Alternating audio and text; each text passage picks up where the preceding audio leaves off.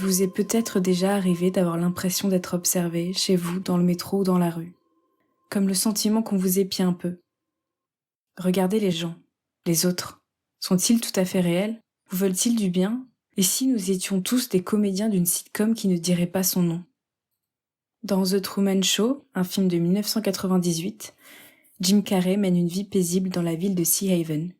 Mais il réalise qu'il est le héros de la plus grande émission de télé-réalité de tous les temps depuis le jour de sa naissance. Ses proches, sa compagne, son père, sa mère, ses amis sont en fait des acteurs. On peut, parfois, se demander si sa propre vie n'est pas un petit Truman Show, un doute généralement rapidement balayé par la raison. Mais parfois, l'inquiétude prend des proportions démesurées et vire à la paranoïa. Un jour, Sandra a cru que tout ce qui se jouait autour d'elle n'était pas le fait du hasard, qu'elle n'était qu'une actrice impuissante de sa vie, et qu'on lui voulait du mal. Vous écoutez le 99e épisode de Transfert, produit et réalisé par Slate.fr.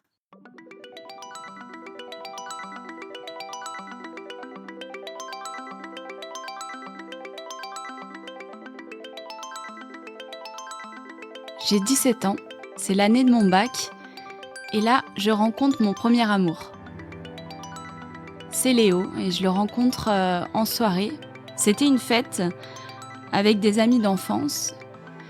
Il était plutôt mignon, mais ce que j'ai aimé, c'est qu'il rigolait beaucoup, il prenait beaucoup de place pendant cette fête, et donc j'ai accroché rapidement avec sa personnalité.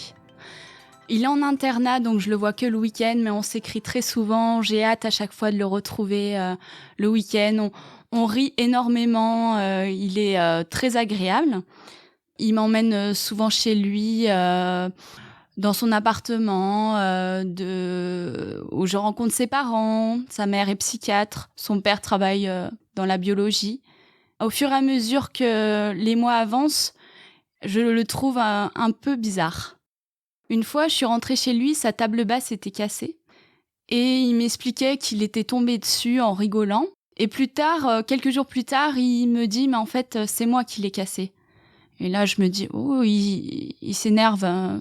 Il s'énerve beaucoup. Il doit être sanguin. » Et un jour, on est tous les deux chez lui, on regarde la télé et puis il me dit « Tu sais, ma mère est psychiatre, on va regarder, j'ai trouvé des vidéos de ses patients. » Je savais pas trop à l'époque ce que c'était psychiatre, je savais que c'était un médecin qui s'occupait des personnes qui avaient des soucis, mais j'avais pas vraiment la notion de ce métier. Donc je lui dis ok, y a pas de souci, on regarde, on s'installe et puis là je vois une patiente qui est installée dans une salle assez neutre et en fait je me disais ah oui, elle est folle, mais elle raconte n'importe quoi. Elle passait du coq à l'âne et puis parfois elle pouvait sourire, parfois pleurer. Donc j'arrivais pas à comprendre ce qu'elle disait. Je me suis dit bon, c'est le métier de sa mère, il en est fier peut-être. Il me le montrait comme si c'était un jeu. Il est très possessif avec moi et je remarque qu'il est très en demande de me voir. Et un jour, on était au McDo. Je lui dis, il faut que j'achète un cadeau pour ma sœur. Il y a un DVD, là ça va fermer. Il faut vraiment que j'y aille. Et lui, il me dit, je peux venir avec toi? Je lui dis, non, parce qu'après, directement, je vais voir ma mère. Et là, il commence à serrer du poing et on est au McDo. Il me dit, je veux rester avec toi. Je dis non, on se verra tout à l'heure, il n'y a pas de souci. Et là, en fait, il se griffe le visage, il devient rouge et puis je vois que ça fait rapidement des marques. Puis ça saigne un petit peu. Là, je me lève, je vais dans le métro, il me suit un petit peu, je commence à lever la voix en disant « Là, stop, tu arrête !» Et là, il tape sa tête contre les affiches publicitaires du métro. Donc, je cours, je prends le métro, et là, je me dis « Il est bizarre !» 2 semaines avant le bac, ma meilleure amie m'invite dans sa maison de campagne pour qu'on puisse réviser. Je prends un peu de recul, justement, pendant ces 2 semaines, et je me dis « Mais en fait, je pense que je l'aime plus, il me dégoûte, je veux arrêter. » Je décide de l'appeler parce que j'ai peur. J'ai peur parce que j'ai peur de sa réaction. Donc je l'appelle et je tremble. Et là, je vais lui dire: «Écoute, je veux pas continuer, c'est terminé». À ma grande surprise, il va être très calme. Il va me dire: «OK, je comprends, bonne chance pour le bac». Il raccroche, hyper soulagé. Là, je me dis: «Ça y est, j'ai réussi à le faire». Donc après ces 2 semaines, je rentre chez ma grand-mère. Je continue à réviser. C'est quelques jours avant, le bac et je reçois, des appels anonymes et ce sont des garçons qui me disent, «Eh, je sais que t'as un grain de beauté sur la cuisse. Assez gros, c'est dégueulasse». Et ils raccrochent et là, je me dis: «Ça, c'est Léo». C'est Léo qui leur a dit, il a raconté et en fait, à chaque fois, je recevais plusieurs appels. Au départ, je répondais puis après, je ne répondais plus, mais il pouvait me raconter des détails sur, un peu, c'était vraiment du harcèlement en fait. Il me disait: «Je sais que tu habites chez ta grand-mère, à telle rue, tu une grosse connasse, tu une salope». Et il raccrochait. Et là, je me suis dit: «C'est ses amis d'internat, j'en suis sûre». À ce moment-là, je suis quand même inquiète, mais je me dis: «Bon, je suis plus avec lui, je passe mon bac et puis après, ça va passer avec le temps, on va passer aux études supérieures, je vais rentrer à la fac». J'essaye de pas y penser, mais ces appels m'inquiètent quand même. J'ai eu, mon bac et j'ai été très contente, mais je me sentais très, très stressée pendant ces épreuves quand même.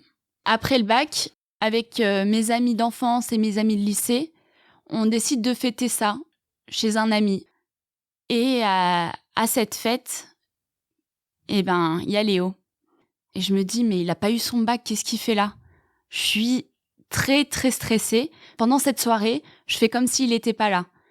J'essaye le plus possible, d'être avec mes amis, de danser et d'être, très loin de lui. Et en fait, à chaque fois que je change de pièce, il me crache dessus. Je me rappelle que j'avais une robe, c'était l'été, et il me crache dessus. À un moment, il me crache dessus en me disant: «Salope». Là, une de mes super amies le voit, elle me dit: «Viens, on va dans la salle de bain». Elle prend, je pense, un mouchoir pour m'essuyer, pour me parler en me disant: «Mais qu'est-ce qu'il fait?» Et là, il arrive dans la salle de bain. Elle est petite, cette salle de bain, et en fait, il s'approche très vite de moi et il me donne un coup de boule. Et là, mon amie s'interpose, elle le prend par le col, elle le pousse au fond du salon. Je pleure. Et donc, cette amie, elle me dit: «On part».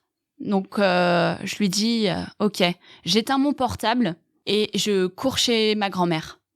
J'arrive chez ma grand-mère, je m'allonge, j'essaye de toucher un peu mon crâne, je vois que c'est un peu sensible. Moi, je pense que je vais avoir une bosse.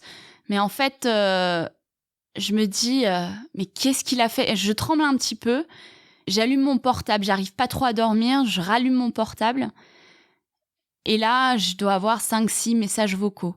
C'est Léo. Il me dit: «Tu vois, tu entends ce que tu fais là ?» Et puis je l'entends frapper sa tête contre la table.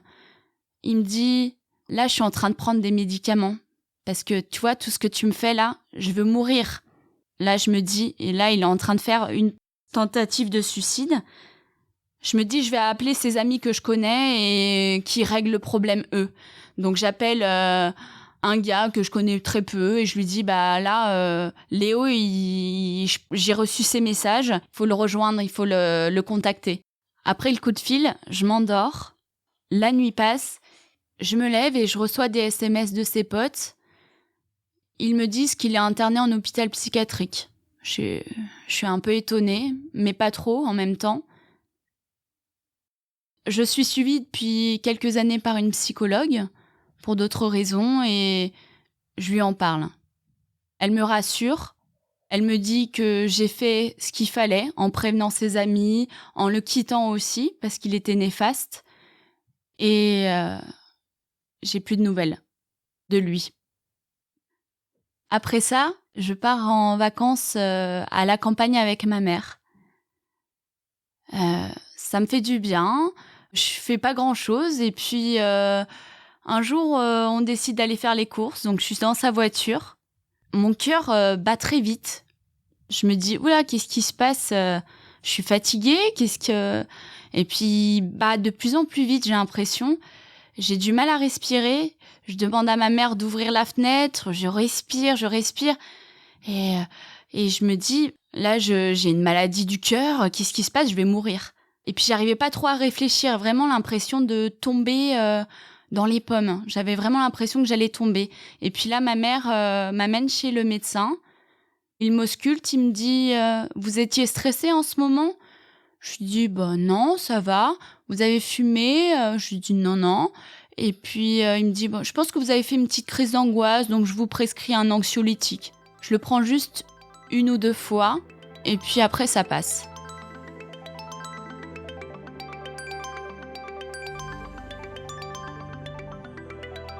C'est la fin de l'été. Je rentre à la fac et j'ai pris un appartement seul. 1 semaine après, on fait une soirée. Je rencontre Quentin. Je le vois tout de suite parce qu'il est très grand. Il a un bon style. Il porte des slims, des cheveux un peu longs. Ça me plaît. Ça va être mon deuxième petit ami. Quentin, c'est quelqu'un qui est... À l'époque, il était hypersensible. Il pouvait pleurer facilement sur le sort de ses amis ou des choses de la vie. J'aimais bien. Et puis, il était musicien, donc il avait un groupe de rock. Je trouvais ça super cool. Il m'apprenait un petit peu la guitare, la basse, on chantait ensemble. C'est quelqu'un de très protecteur avec moi. Il va faire attention souvent à moi en soirée. Il va me regarder, mais ça va être toujours mignon. Et puis, il va être un petit peu jaloux. Toujours un peu jaloux. Et justement, ça va pas plus loin, donc ça me va. Et puis, je deviens très rapidement amoureuse, lui aussi. Et en fait, on n'a pas envie de se quitter.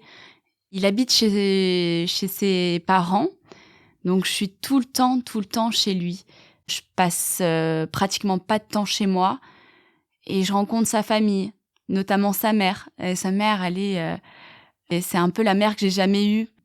Ça fait quelques mois qu'on est ensemble, et puis son père parle à Quentin, et quand Quentin vient me voir en me disant ils veulent m'acheter un appartement, mais j'ai une idée, je veux trop que tu viennes habiter avec moi.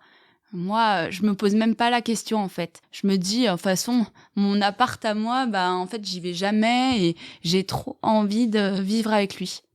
Quelques jours passent et on regarde la télé un soir. On est tout seul, il n'y a pas ses parents. On regarde un film et là, je sens, sans raison, je sens encore mon cœur battre de plus en plus vite.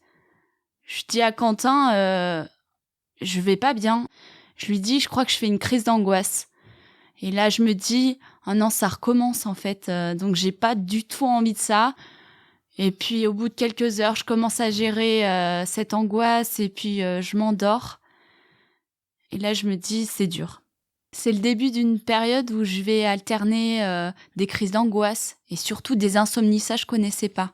Je pouvais dormir 3-4 heures et je le ressentais tout de suite. Et en fait, en me réveillant, c'était vraiment un sentiment où je me disais déjà où j'habite, je suis où? Je suis chez les parents de Quentin. Je vais habiter chez lui. Je devenais complètement stressée. J'attendais beaucoup des autres parce que du coup, j'étais perdue en fait. De pas dormir, ça a eu un effet direct sur toutes mes semaines. J'avais peur de pas aimer Quentin. En fait, je me posais la question. Ça se trouve, tu l'aimes pas. Est-ce que tu l'aimes? Est-ce que tu l'aimes? Et je me posais tout le temps cette question. Est-ce que tu l'aimes? Est-ce que tu l'aimes? Et je me disais, en plus, je vais vivre avec lui. Et j'avais pas envie de faire une erreur et j'avais peur de la vie en couple, je pense. La mère de Quentin me voit mal depuis quelques jours. Ça l'alerte. Elle me dit... Ma sœur a déjà eu ça, des crises d'angoisse. Elle n'a pas été bien, mais elle connaît un psychiatre qui pourrait t'aider. Donc je vais voir ce psychiatre, qui a un grand cabinet très chic, très bourgeois. Le psychiatre me dit, vous faites une dépression, vous n'êtes pas bien. Le médecin me prescrit un lourd traitement avec 2 anxiolytiques ou 3, des régulateurs d'humeur. Donc je commence à les prendre et puis je me sens mais épuisée. Là, je dors enfin, ça me fait du bien, mais je me sens vide en fait. Je suis bien physiquement, mais je ressens pas grand-chose. J'ai repris à cette époque un BTS assistante de gestion. Je travaille dans un magasin de bijoux et je veux tenir le rythme, mais en fait, il y a des jours où je m'endors devant l'ordinateur. Finalement, j'emménage avec Quentin. Je suis bien, on va dire, mais sans émotion. Et j'essaye d'aller au travail tous les matins, mais je suis épuisée. Et j'ai envie de rien. Et je pense que ça pèse beaucoup Quentin. Et je pense que ça a été difficile parce que il a géré un peu cette situation. Il connaissait pas du tout ce que c'était une dépression, ce que c'était une crise d'angoisse. Mais il a été présent. Et puis, au fil du temps, lui, il avait intégré une école de pub et puis il sortait de temps en temps. Moi, j'avais envie de le suivre. J'avais l'impression qu'il avait honte de moi, de mon état un petit peu sédaté. Et en fait, il me disait, non, toi, tu dois te reposer. Il est moins sensible qu'avant. Je trouve qu'il est... il a pris confiance en lui. Et je pense qu'on a évolué différemment, en fait. Parce que moi, justement, en grandissant, je perds confiance en moi. Je fais rien. J'essaye un maximum de dormir. Je pense qu'à dormir, à regarder des bêtises à la télé. Je pense que Quentin se lasse un petit peu de cette situation. À des moments, il va faire la fête, même dans notre appartement, dans le salon.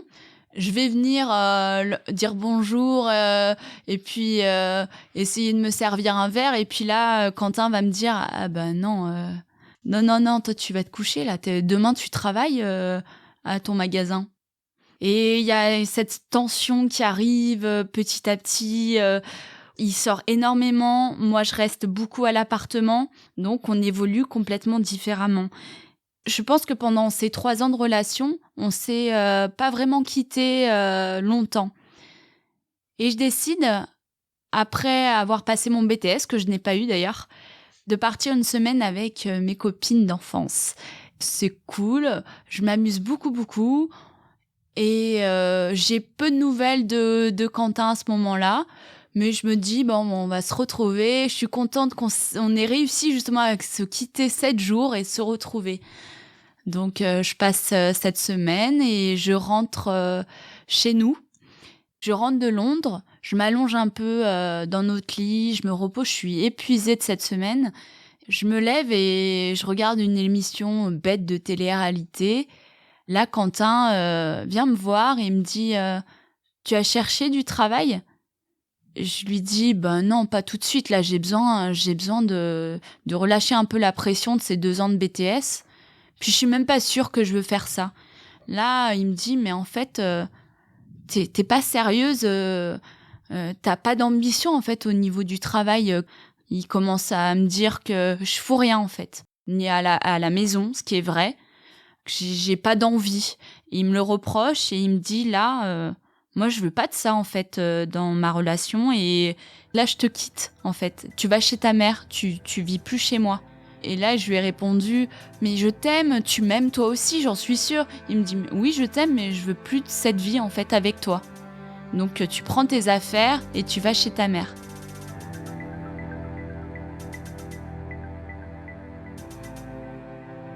À ce moment-là, j'ai 21 ans et je retourne vivre chez ma mère. C'est horrible pour moi, je m'entends pas trop avec elle. Donc je fais tout pour faire en sorte de pas être trop chez elle et je sors énormément. Toutes ces années avant où j'ai pas pu sortir, où j'ai fait que dormir, où on m'empêchait de faire des soirées. Là, j'avais envie que de sortir, donc je faisais la fête, je rigolais avec mes amis et je reprenais un peu goût à la vie. Et à ce moment-là, j'arrête mon traitement moi-même parce que je me dis, je me sens bien, j'ai pas besoin de ça. Et il y a une soirée où je suis à un concert. Il y a un garçon que je trouve très beau, il mixe. Il me plaît bien et ouais, c'est la première fois après Quentin que je retrouve un peu ces sensations-là. Martin, il me plaît bien, il est mignon et on s'embrasse cette soirée et je dors chez lui. Le lendemain, il me dit voilà, il y a ce groupe-là d'amis qui mangent à côté de mon ancien lycée. Donc je lui dis pourquoi pas, en plus je les aime bien, ils sont drôles tous. Donc je vais manger avec eux, tout se passe bien, je me dis moi j'espère un peu plus avec lui, même déjà là, je me dis je le trouve sympa. Et donc je rentre et là j'ai un appel de mon meilleur ami Florent.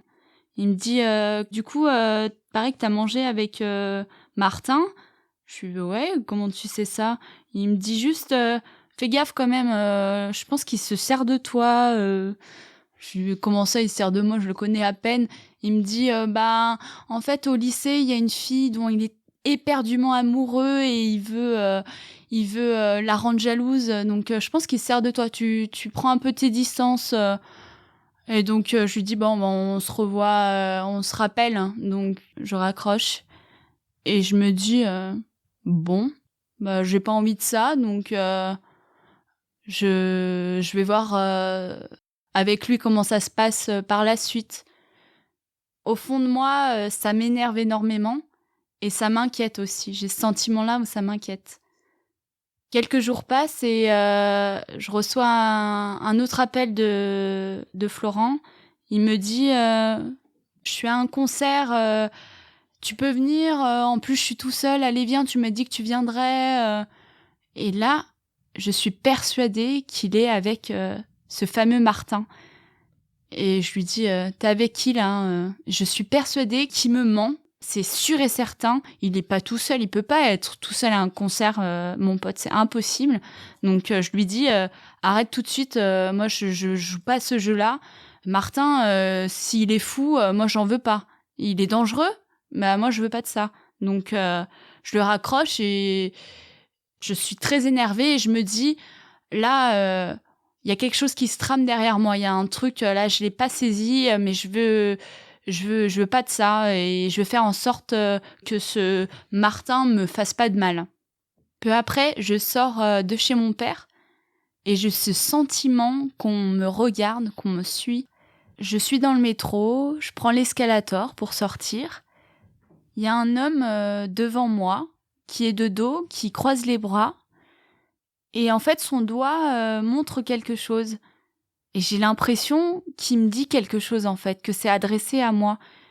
Son doigt se dirige vers la droite et je me dis, je dois aller vers la droite. Est-ce que c'est quelqu'un qui veut me protéger pour que je sois pas attaquée si je vais dans une autre direction?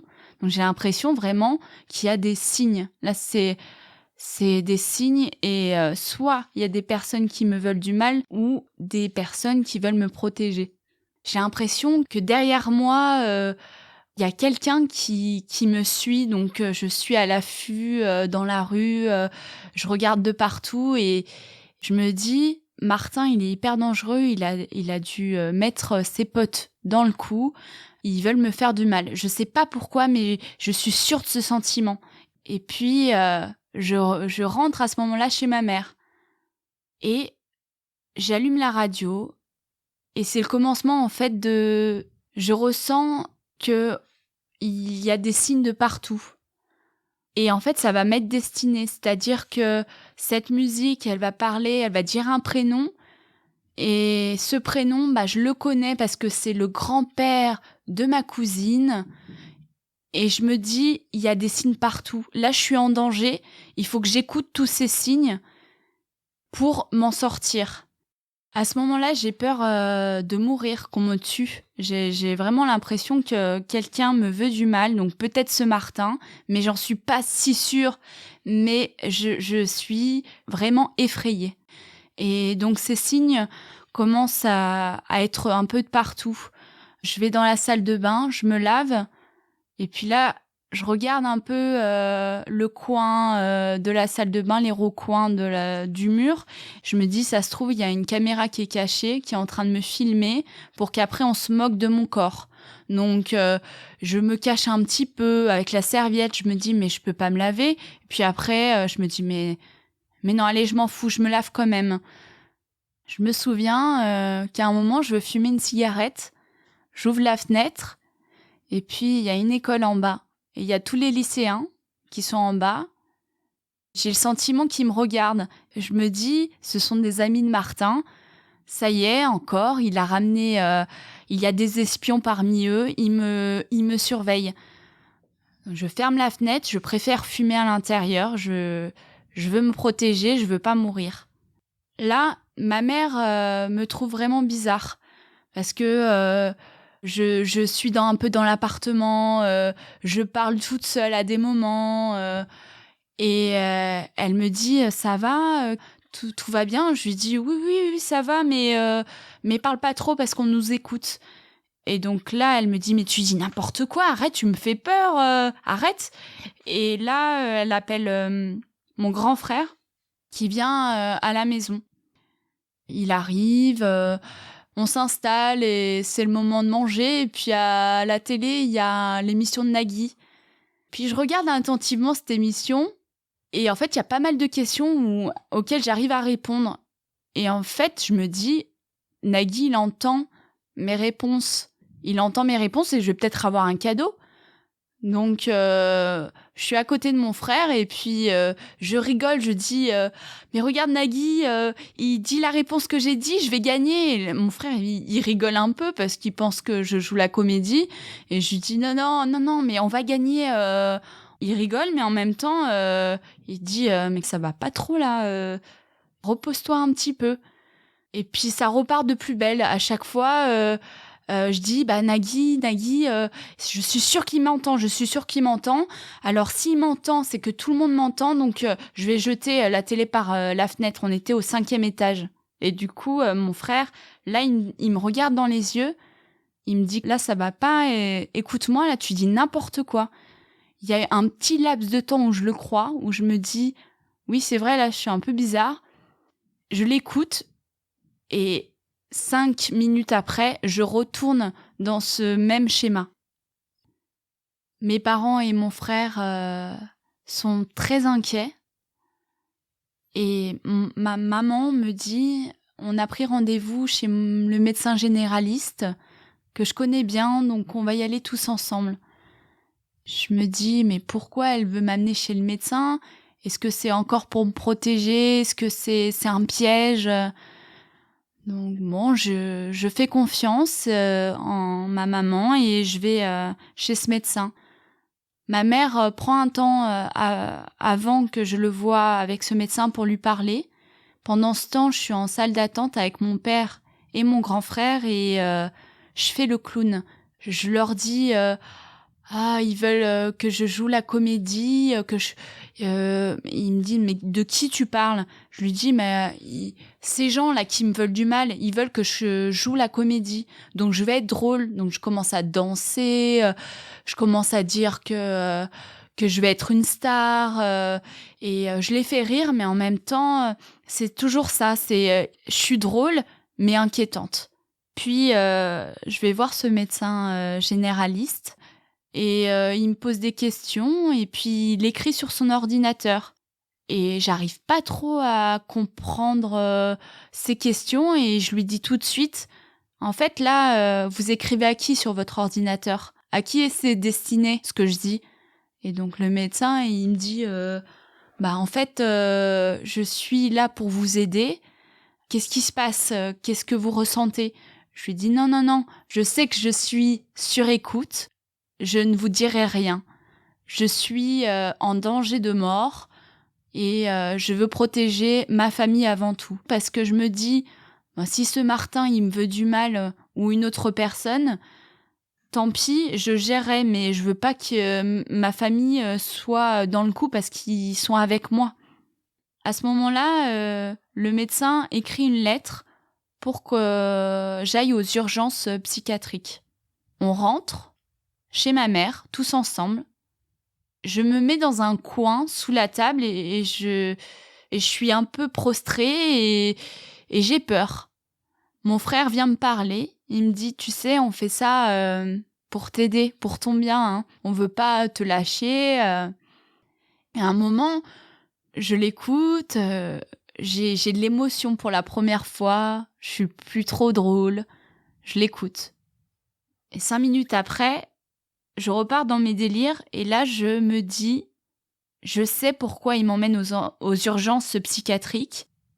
En fait, ils veulent m'amener pour faire plaisir au médecin qui en fait n'est pas un médecin mais qui fait partie du complot pour pas qu'on ait de soucis et donc pour me protéger.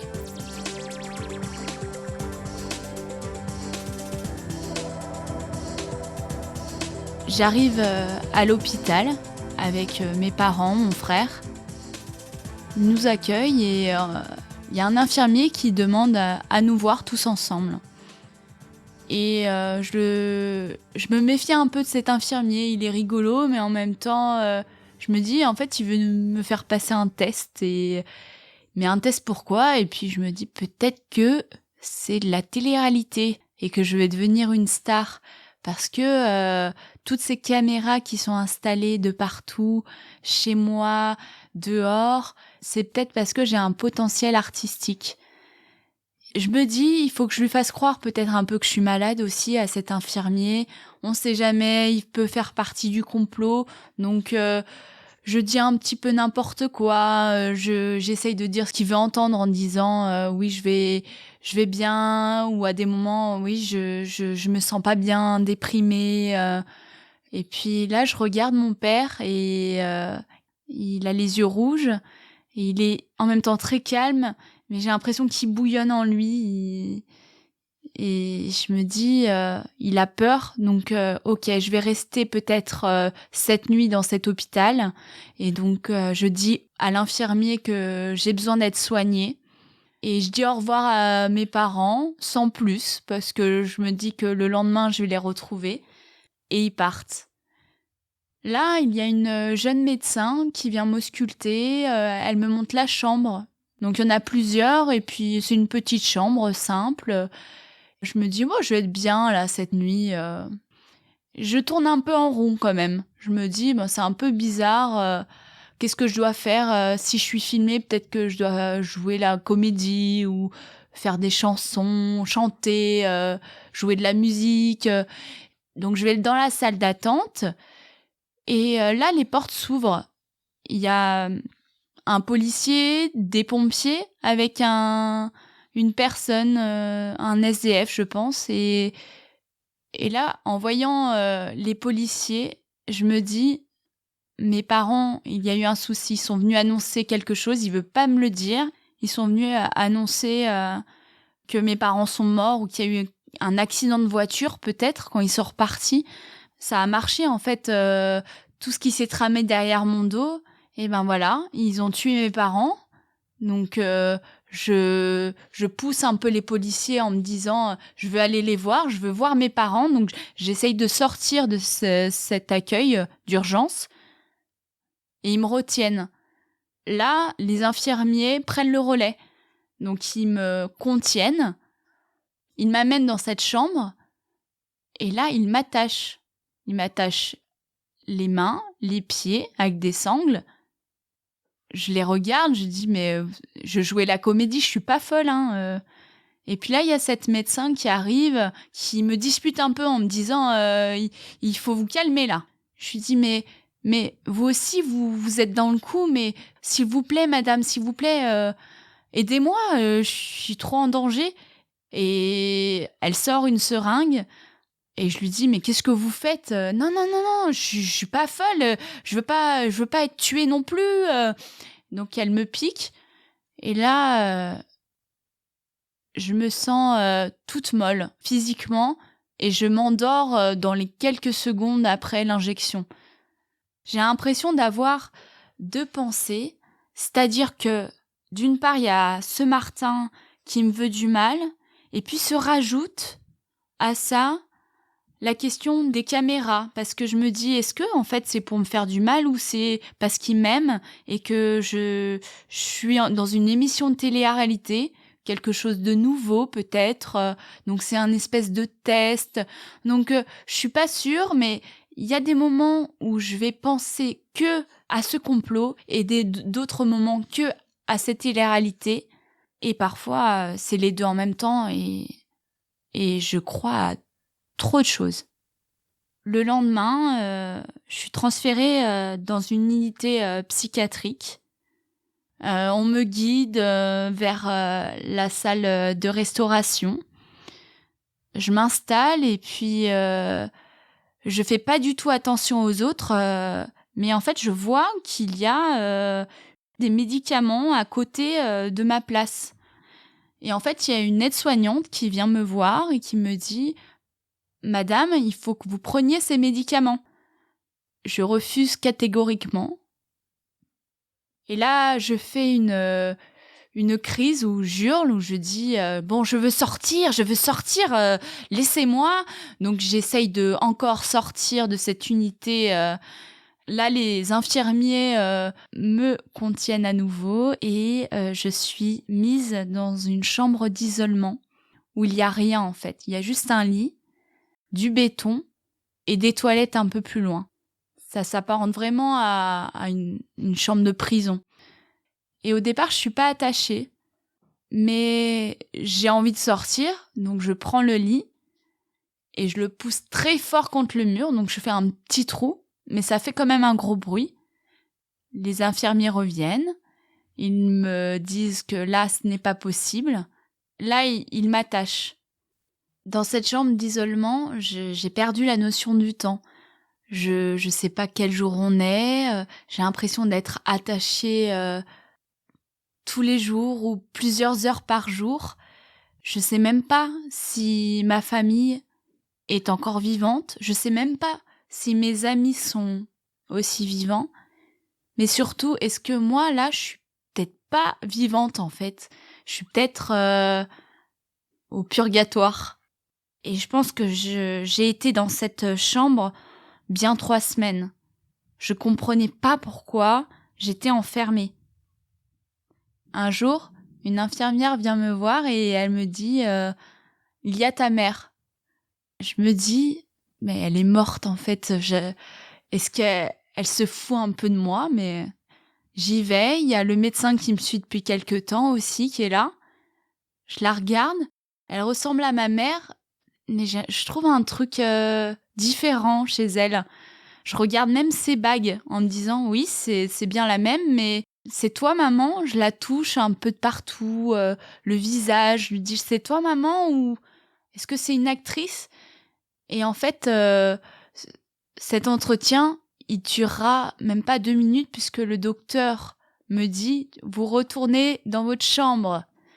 Et je me dis mais je vais la revoir ma mère? Il me répond pas, il me dit vous retournez dans votre chambre. Oui oui. Et donc je retourne et là je hurle, je dis mais si c'était ma mère, mais pourquoi vous m'avez laissé si peu de temps avec elle alors que je demande ça depuis 2 semaines ou 3 semaines, j'en sais rien. Je comprends rien. À plusieurs reprises, il y a un infirmier plutôt sympa qui vient me voir et un jour je lui dis mais en fait pourquoi vous portez cette tenue toute blanche, c'est un peu bizarre. Il me dit qu'il est soignant. Et puis, il me donne le nom de l'hôpital psychiatrique. Ça me dit quelque chose et en entendant le nom de cet hôpital, je me rappelle de Léo, mon premier copain, qui a été interné dans cet même hôpital. Et là, je me dis, en fait, c'est pas Martin le problème, c'est Léo. C'est lui qui a l'initiative de tout ce qui m'arrive à moi, à ma famille, à mon entourage. C'est lui qui me veut du mal. En fait, Léo, il m'en veut parce que je l'ai quitté, qu'il s'est retrouvé par la suite dans cet hôpital. Donc, il veut que je me retrouve dans cette même situation. Il est content que je sois dans cet hôpital parce que lui aussi, il l'a été. Donc, il veut me montrer comment il a souffert, lui. Les jours passent et je suis le traitement. Et je pense qu'il fait un effet. Et les infirmiers le voient parce qu'ils me laissent sortir de plus en plus dans la cour, fumer une clope ou manger avec les autres patients. Je suis transférée dans une chambre classique. Je vais un peu mieux. Un soir, le psychiatre me demande comment ça va et je lui dis est-ce que je vais m'en sortir là parce que je souffre. Là, il me dit quelque chose qui va me marquer. Là, ce que vous faites, c'est des bouffées délirantes aiguës, je pense. Donc, soit c'est un épisode, c'est-à-dire qu'il va pas durer. C'est un épisode douloureux, mais qui va passer avec le traitement. Soit vous êtes atteint de schizophrénie et c'est le commencement de la maladie.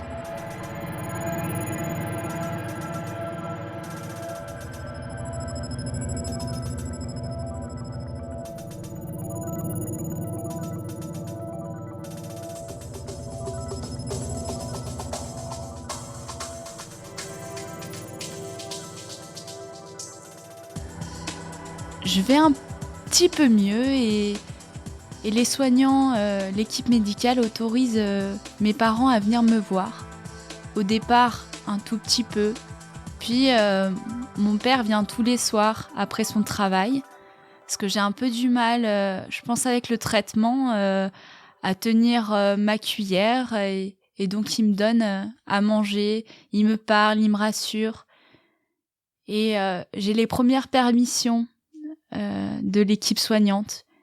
Donc, je peux aller chez mes parents, sortir un petit peu, 1 jour, 2 jours, 3 jours, chez mon père. C'est très dur parce que j'arrive pas trop à comprendre encore ce qui se passe. Et un jour, justement, j'ai une permission et en sortant de l'hôpital avec mon père, je vois ce patient qui est à côté, qui sort en même temps que moi. Et là, je dis à mon père, tu vois, lui, je suis sûre qu'il fait partie des méchants, il est dans le complot, c'est sûr. Et là, mon père me répond, arrête, stop. En fait, il est malade comme toi, donc t'arrêtes. Là, tu regardes, c'est un hôpital. Arrête de croire des choses qui sont pas. Lui, je lui ai parlé en plus, ce petit, ça fait 10 ans qu'il est là. Et je sais même pas pourquoi. En fait, j'entends enfin ce qu'il me dit. Parce qu'il a dû me le dire plein de fois. Mais là, j'arrive à saisir l'information et l'enregistrer. Et je regarde cet hôpital. Je vois bien que c'est un hôpital. Je vois cette personne avec du recul. Et je me dis, oui, il est malade comme moi. Et moi, je suis malade. Et là, petit à petit, je prends conscience. Et c'est très douloureux de se dire qu'on est malade psychiquement.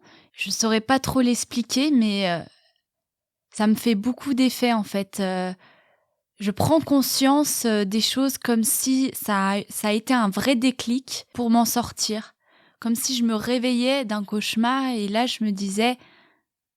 Ok, bon maintenant, ce qui se passe, c'est que je vais m'en sortir et je vais y arriver. Parallèlement, ma mère a fait des démarches et ma mère a trouvé une clinique qui propose une hospitalisation 2 jours. Le psychiatre de mon hôpital accepte de me transférer là-bas. Là-bas, j'ai un programme où je suis suivie 4 demi-journées par semaine. On fait des groupes de parole, on fait des ateliers, des cours de sophrologie, comment respirer, comment contrôler une crise d'angoisse.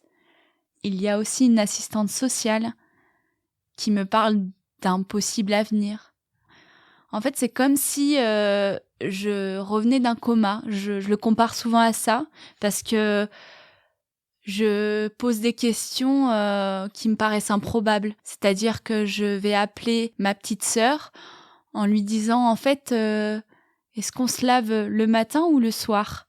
Ou encore, je disais à ma mère, mais en fait, j'avais oublié, mais j'ai 3 oncles.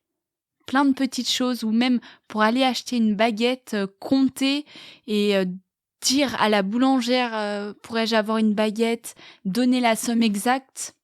Je réapprends à vivre doucement L'hospitalisation de jour, j'y reste 1 an.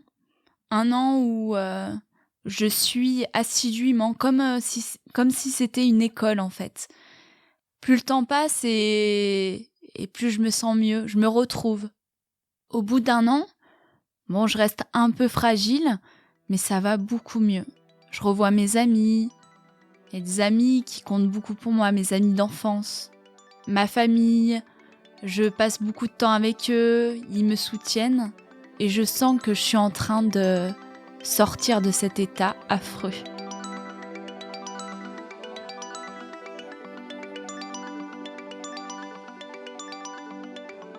Dix ans après, je me sens très bien. Ça fait 7 ans que je suis avec mon copain. Niveau professionnel, je suis très très heureuse. J'ai un travail qui me plaît et cette période a été un traumatisme, mais en même temps c'est quelque part une fierté aussi de m'en être sortie. Cet épisode m'a appris beaucoup de choses. Par exemple, on me disait souvent quand j'étais dépressive à l'époque, il faut de la volonté, il faut s'en sortir. Ce que j'ai appris, c'est que j'ai toujours eu de l'espoir et de l'envie. Le rire a toujours été important et même quand j'étais malade, je l'utilisais. Maintenant, en fait, je suis beaucoup dans l'autodérision de ce qui s'est passé, mais sans le fuir. À l'époque, quand j'étais mal, beaucoup de personnes sont venues me voir pour me dire « il faut de la volonté ». Avec ce recul, je me dis « il faut surtout de l'espoir ». Il faut de l'espoir et aimer aussi la vie et les petites choses de la vie.